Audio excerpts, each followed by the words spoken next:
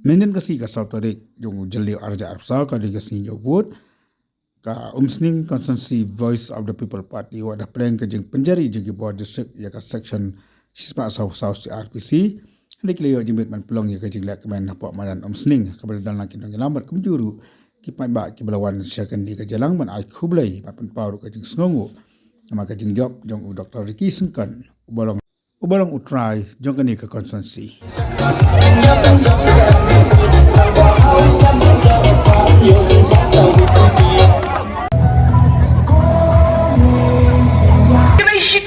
Rengkat bagi volunteer ki members baru ki bangedan haki senang ki tahu ki jenging ngendang yai trai sitam sisu ka buram hi ka long show blay ha ka jingalam kelenti ka jong u ha pedeng jong ki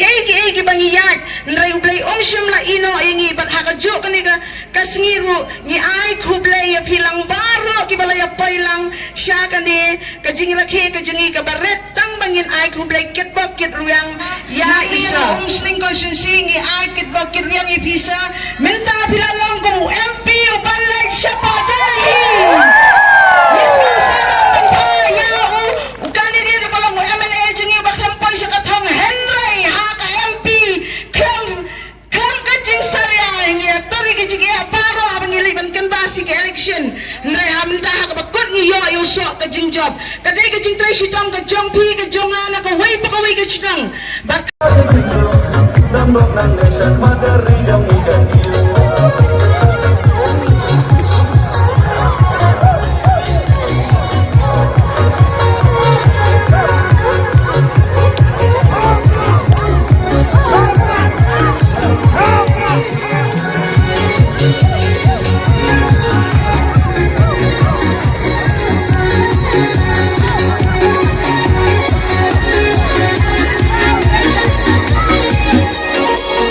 konstituensi ni ai kublay ya paro ginong Christian manla ka polling station on behalf of Sir Sengkan ni ai kublay ya paro iway bala Christian met pat minsiam nakabentaban ai ka jingjob jong isa Sengkan kabangin pa ibe inlet sa Delhi mentakom UMP jengi ni sarong bangiyo ban peni ya ina ka umsning constituency